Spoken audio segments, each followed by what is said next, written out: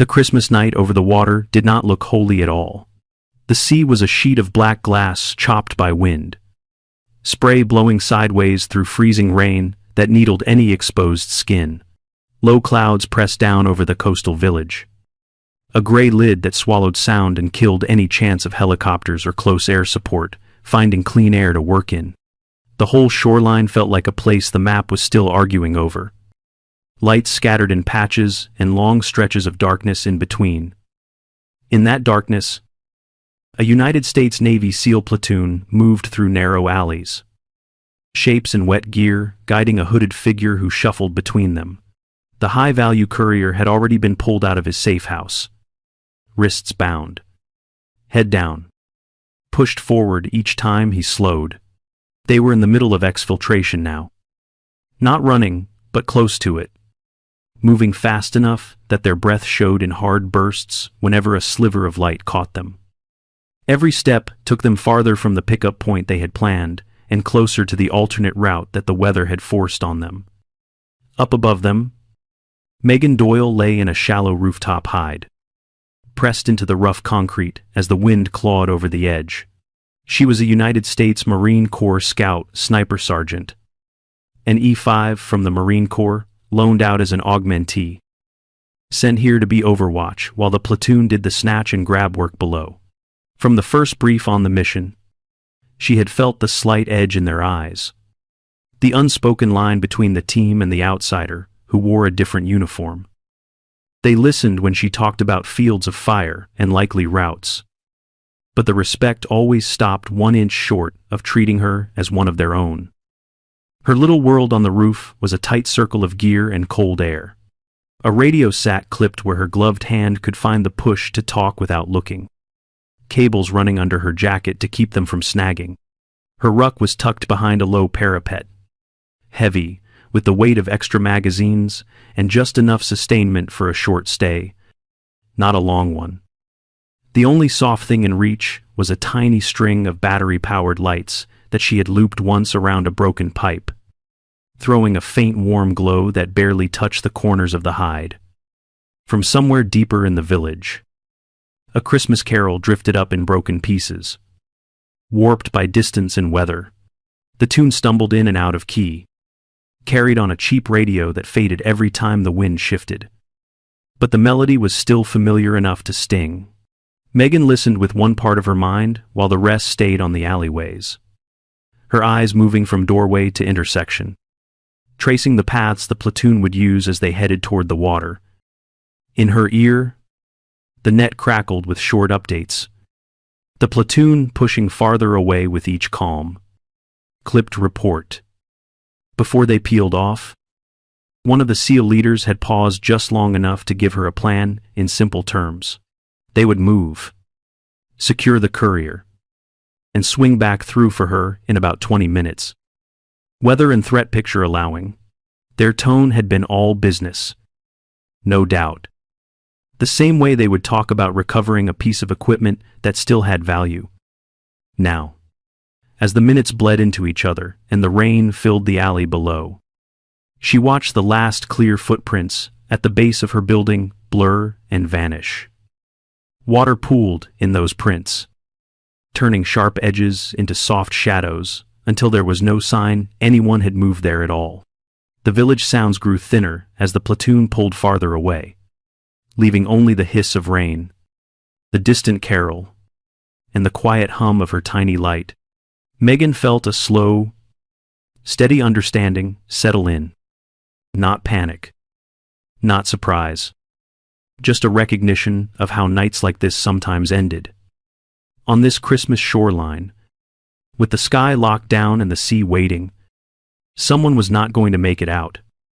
And from the way the world was already erasing their tracks, she knew it might be the one person they had never fully counted as theirs. Megan Doyle had grown up where the land was flat and the horizon made promises it never kept. Her family farm taught her early what work felt like in the body. Long before the Marine Corps put a uniform on her back. When she showed up at the Scout Sniper workup, she was not the strongest or the loudest. But she was the one who kept showing up, day after day. when other people quietly drifted away. By the time she pinned on her hog's tooth and her sergeant stripes, the instructors already thought of her as the one you could send into bad ground and expect to see again. Over a few deployments, that reputation spread into places her name did not. Joint teams called for a Marine Corps scout sniper, and Megan appeared on manifests as an extra line attached to their task organization. She became an insurance policy for missions that threaded through mountains, cities, and coastlines where visibility was bad and trust in local maps was even worse. People did not always remember the insurance policy when things went well, but they noticed when it was not there. Every Christmas, she went outside the wire. She folded a single page for her younger brother, wrote his name at the top, and sealed it before she could second-guess the words. That letter lived in a slim pocket against her chest rig, tucked where her left hand could find it without looking, under layers of nylon and plate. It was not a dramatic gesture for her. More, a quiet way of acknowledging that nights like this did not always offer a return trip. Knowing the letter was there helped her keep grief in a box while she worked.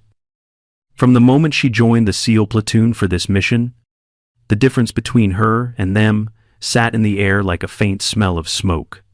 At the briefing table, she stood off to one side while the officer in charge, a young lieutenant, and the platoon chief ran through the plan with the team. When they wanted to know fields of fire from the rooftop and likely enemy approaches, they turned to her, listened to her assessment, and nodded in agreement. Once the answers were given, the circle closed again, and she drifted back to the fringe, the augmentee who existed in the margins of their map. On the ground, the pattern stayed the same. The platoon chief took a moment before launch to give her the expectations in clear, short sentences. Maintain overwatch. Keep your communications clean. Cover the exfil corridor. And if comms fail, rally at the alternate. The officer in charge confirmed it with a glance at her radio and her position overlay, treating it as a box checked. There was no insult in their voices, but there was no warmth either. The kind of professional distance reserved for gear that belonged to another unit. Being put on the rooftop hide instead of moving with the main element made tactical sense. And Megan did not argue with that. At the same time, she could feel the quiet line it drew in the dirt. The team going forward together while the outsider stayed alone above them. The glances as they moved out had a pattern she knew well. A quick look to confirm she was in place. Another to make sure her rifle was laid in right. Then eyes shifting back to the people who really counted as us. She had seen that before on other missions and had stopped taking it personally, at least on the surface. When the last boots left the rooftop access and the building trembled with their weight on the stairs, Megan settled into the space they had given her. She checked the radio, listening to the soft hiss and a test call on the net, then adjusted the antenna to keep the signal clean under the low clouds. Her hands ran through a practice sequence on the rifle. Chamber check. Optic. Sling. And then paused for a heartbeat over the spot where the sealed letter rested against her chest. She traced her route in and out one more time in her mind, accepted that she might never belong to this team in the way they belonged to each other, and chose again to do what she always did: hold her sector and carry the weight no one else wanted to think about.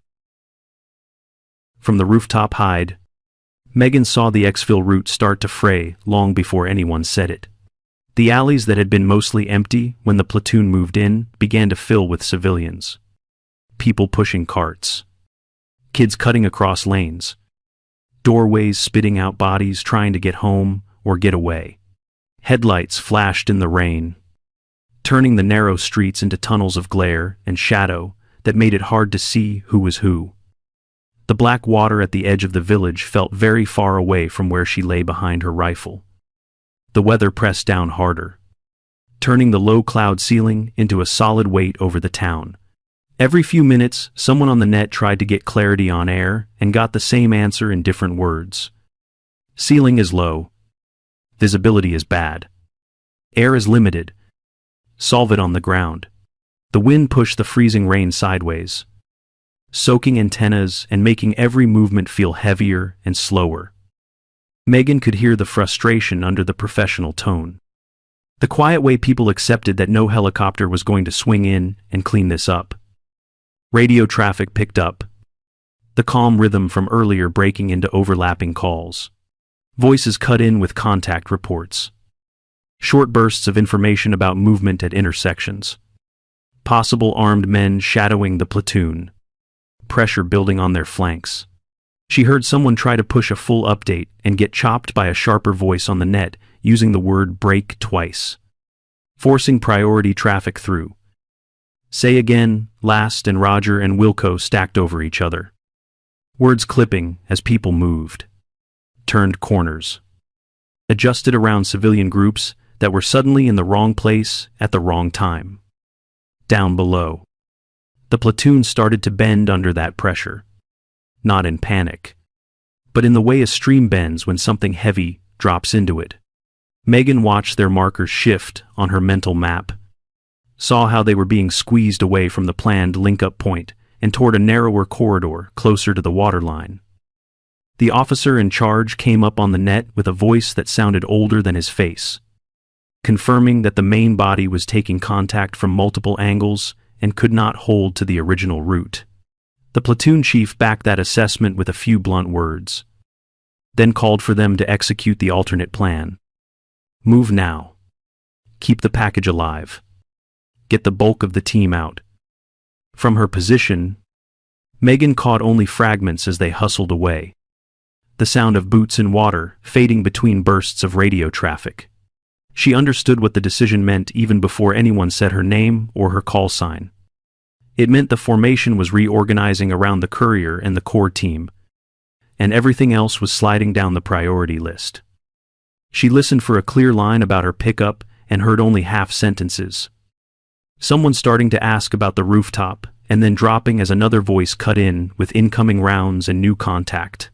In the mix of adrenaline, noise, and cold, the augmentee on Overwatch became less a person and more a point on a map that nobody had time to zoom back in on. Megan stayed on the net, keeping her breathing steady, tracking what she could from the pieces they gave her. The platoon was moving faster now, but the pattern of their turns told her they were no longer choosing the best route. They were being herded by pressure and blocked streets into a channel that could easily become a kill zone. Her own link-up point, the place they had planned to swing past and recover her, was disappearing as an option every time they reported another blocked alley or fresh group of civilians in the way. In the pauses between calls, the village around her went strangely quiet. The kind of silence that makes small sounds, like rain hitting metal and distant music, feel very loud. Below her building, the street emptied out again, leaving only streaks of water where boots had slapped through a few minutes earlier. The freezing rain kept falling, smoothing out scuffed concrete and filling the last shallow prints until they became small, dark pools. Megan understood then, in a slow, solid way, that they were not going to be able to come back for her, not without risking everyone who was still moving toward the sea. She lay there above the empty street, listening to the net crackle and the storm breathe over the village, alone with the knowledge that in this tight, crowded fight, someone had already been left behind. From the rooftop, Megan started to read the village the way other people read a page. The bursts of gunfire were shorter now, but closer together. Not the long, reaching shots of a distant fight, but the tight sound of contact in confined streets. The radio gave her just enough to fill in the gaps. Reports of alleyways blocked, movement funneled, pressure pushing the platoon toward the same narrow strip of ground that led to the waterline. It felt less like they were choosing that path, and more like they were being pushed into it. She lay still for a long moment, listening, letting the pattern settle until it stopped feeling like guesswork and started feeling like fact. No one said it on the net, but she could hear the truth in what they were not saying. In the silence where a call to check on her position should have been. Her own corner of the plan had gone quiet, her link-up point erased by reality, and no one had the bandwidth to redraw it. The augmentee box on the task list was simply empty now. Not maliciously. Just swallowed by the bigger problem. Megan let her cheek rest against the stock of her rifle, eyes tracing the angles that led from her rooftop to the corridor where the platoon was being squeezed.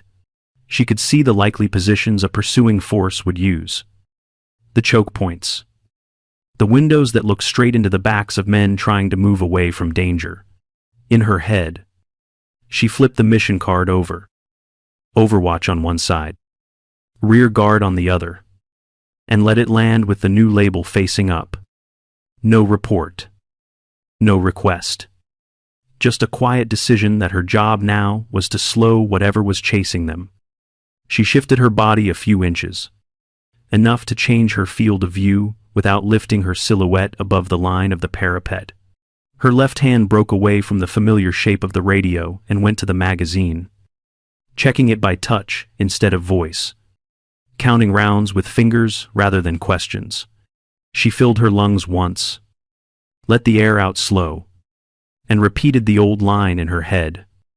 Slow is smooth. Smooth is fast. A reminder that speed came from not wasting motion.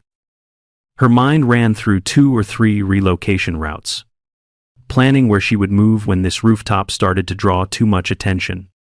On the net, the chaos kept building. Overlapping calls. Reports of contact tightening behind the platoon as they pushed toward the waterline. Megan waited for a gap. Not long. Just wide enough for one clear sentence that would not get stepped on. And then she pressed the push to talk. Her voice went out level and simple, telling them that they had space and that they should take it. Nothing more. No explanation of what it was costing her to help make that true. Then she went quiet again. Back to scanning, letting their answers fade into background noise while she focused on the shapes moving in the dark. By the time she settled into that new role, something inside her had already crossed a line that could not be uncrossed. She was no longer a point waiting to be recovered on some future timeline that the mission would honor when it could. She had stepped into the empty space between the enemy and the men who had never quite made room for her inside their circle. And she did it without expecting them to notice. Whatever came next would land on her first, because she had chosen to be the last layer of protection for people who saw her as useful, but never as theirs. The first time Megan fired that night, it was almost gentle. Her M110 sat steady under her hands. The semi-automatic rifle, a familiar weight against her shoulder. 7.62 NATO round, already waiting in the chamber. She watched a pair of figures in dark clothing move too quickly along the edge of an alley that paralleled the platoon's route. Rifles held the way people hold tools they know how to use. When one of them started to angle toward a corner that would give him a clean view into the backs of the retreating team, she exhaled and stroked the trigger. The shot cracked through the freezing air and folded the lead man at the knees. Not a dramatic spin. Just sudden collapse into the wet street. His partner jerked back into cover. Momentum broken. Eyes now looking for a threat they could not see instead of looking for the fleeing Americans. The entire exchange bought the platoon only a few seconds. But in Megan's calculation, those seconds were exactly what mattered. In her mind, that round was a comma in a long sentence, pausing the enemy just long enough to let the words ahead move on. She did not wait to admire the effect. Before the echo finished bouncing off the walls, she was already sliding backward from the parapet, keeping her head below the line of the roof. The M110 stayed tight to her body. Sling snug, muzzle under control, as she crawled to a secondary firing position she had picked hours earlier. She moved with the muscle memory of 1,000 rehearsals, always keeping at least one point of cover between her and any place an eye or a rifle barrel might appear.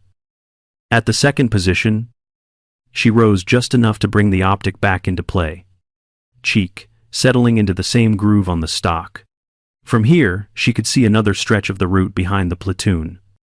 A different angle on the same dangerous story.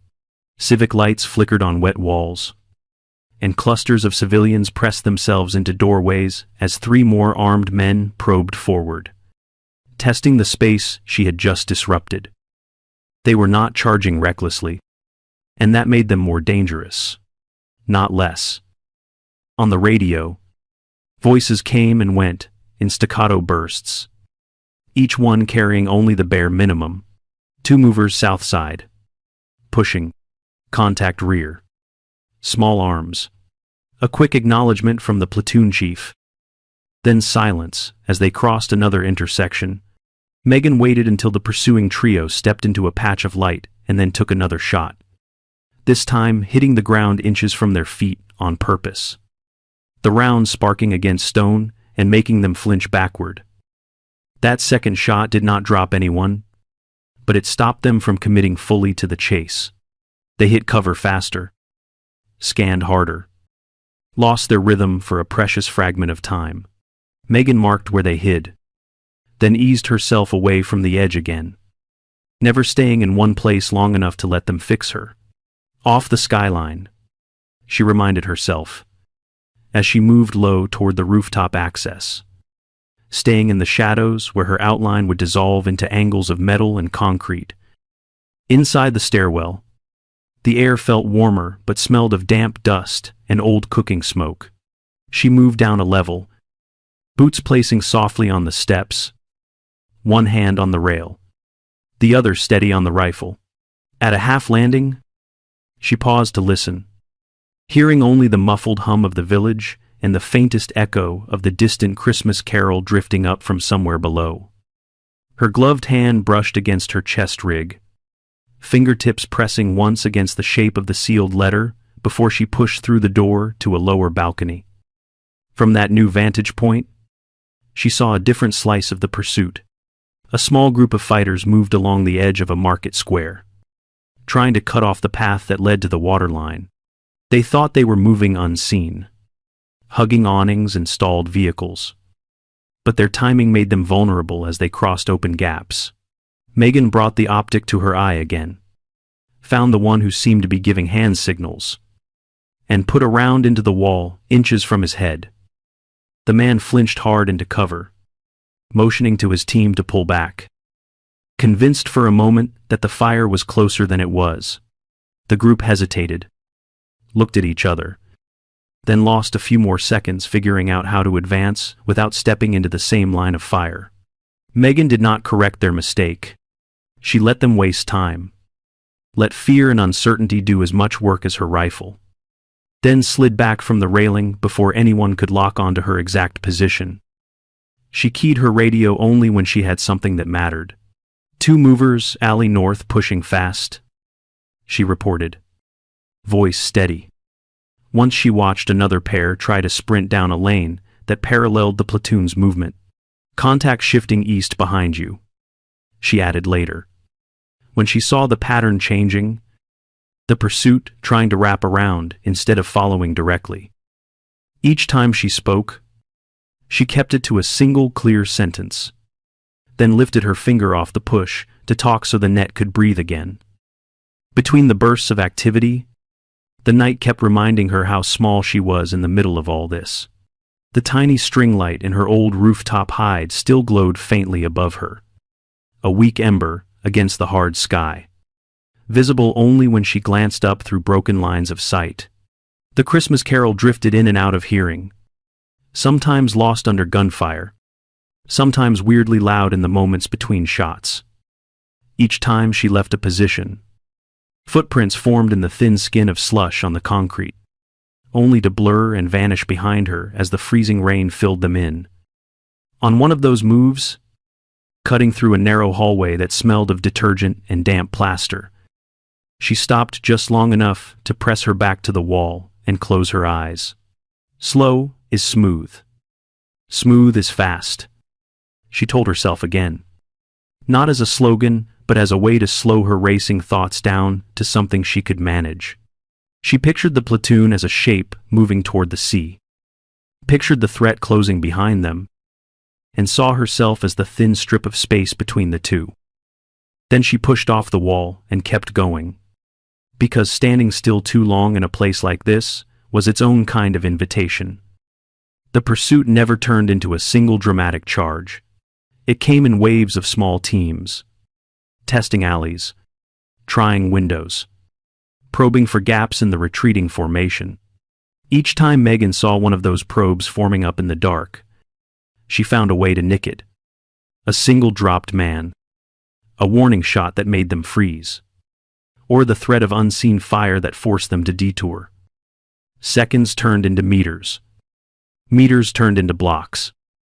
And each block put more distance between the enemy and the men she was trying to keep alive. By the time she climbed back onto another roof closer to the water, the weight of the rifle felt like an extension of her own bones.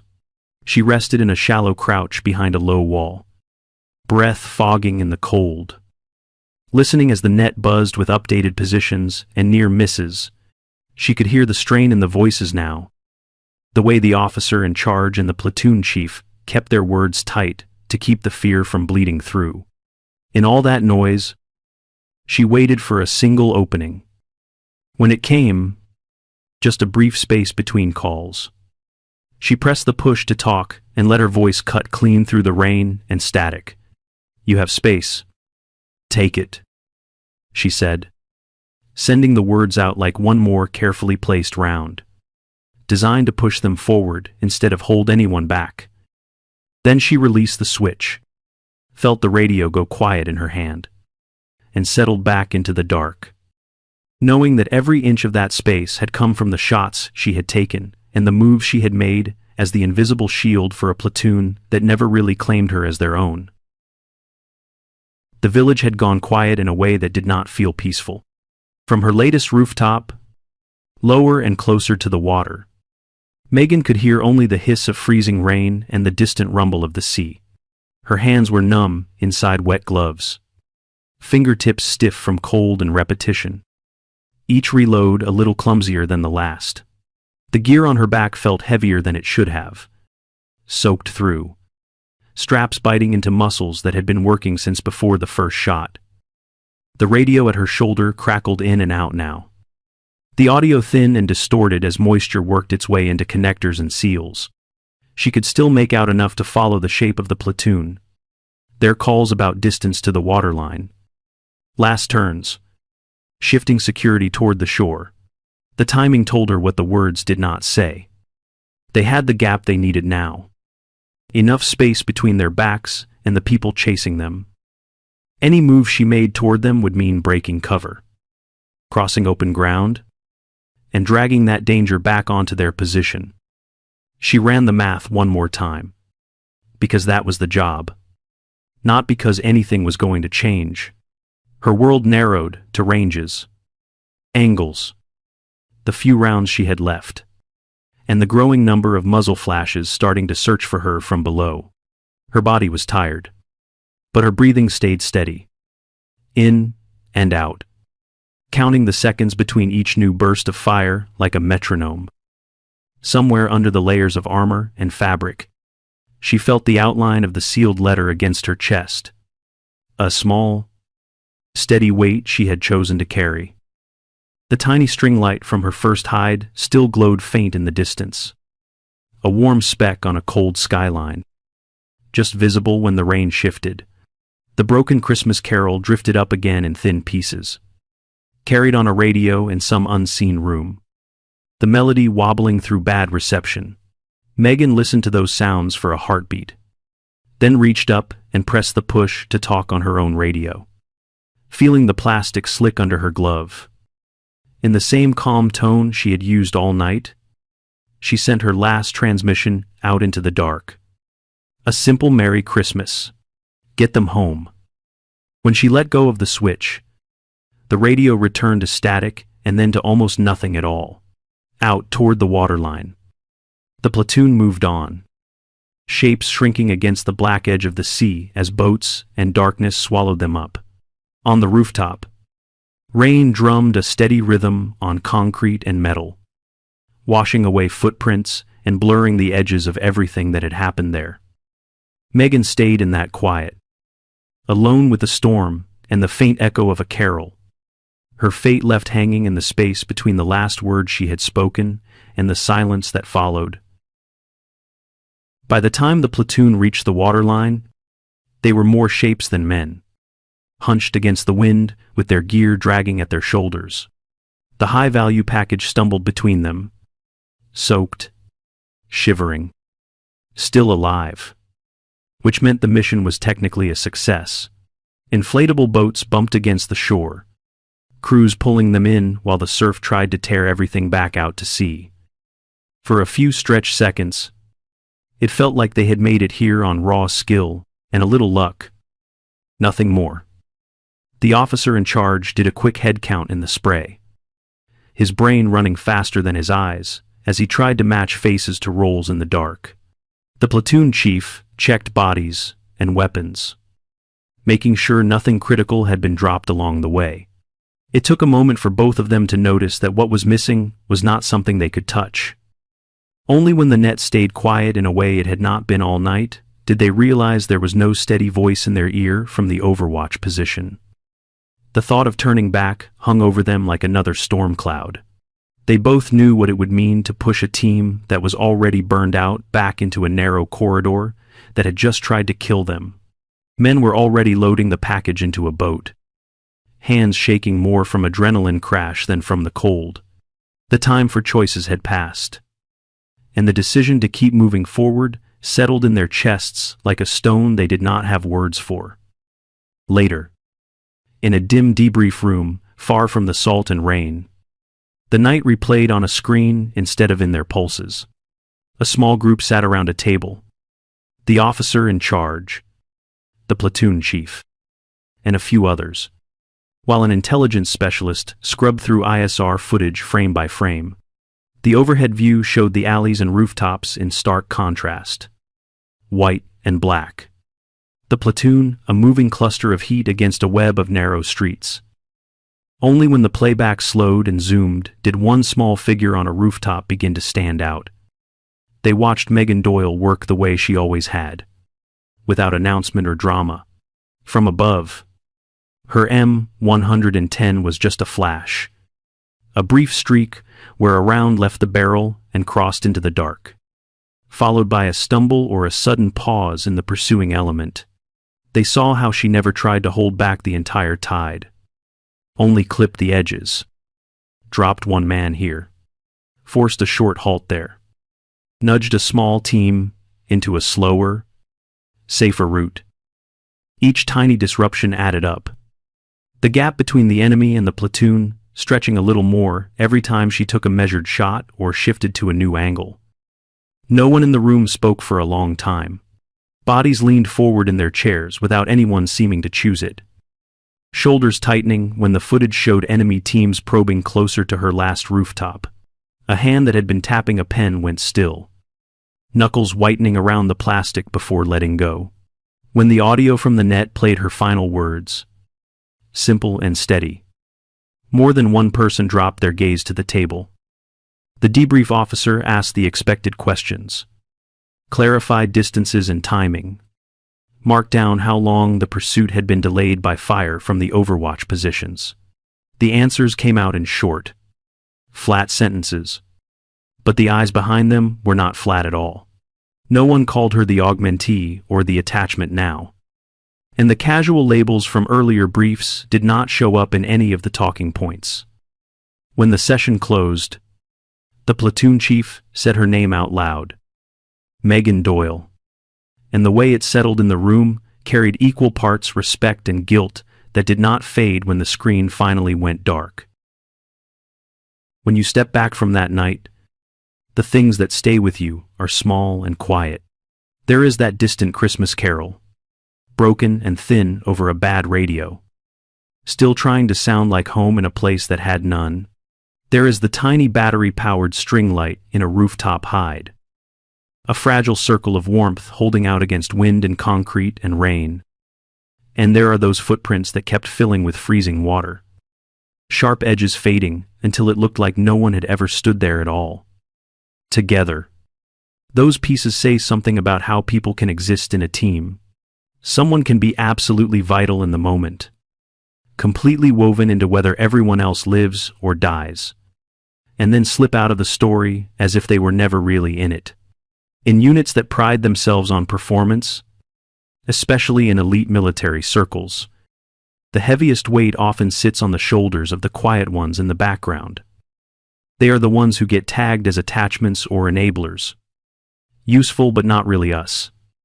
Even while everybody steps onto the rope they are holding, Megan Doyle lived in that space, and the way she carried herself offers a hard but human lesson.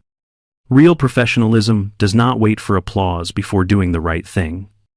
And real courage does not always come with a promotion ceremony or a welcome into the inner circle. Sometimes, survival rides on a person the group never fully accepted. A person who still chooses to act like they belong to the mission, even if they do not belong to the room. Her last words, "Merry Christmas, get them home," are not just radio traffic. They are a kind of signature on the story of who she chose to be. It is worth looking around your own life and asking who fills that role for you. Maybe it is the teammate who stays late, the friend who always shows up, the family member who handles the hard parts so everyone else can breathe. They may not be on the poster or in the photo, but they are the reason other people make it through their own narrow corridors. Remembering Megan Doyle is one way of remembering them too, and of deciding, in your own quiet way, that you will not let the people who pay the price be erased when the rain comes.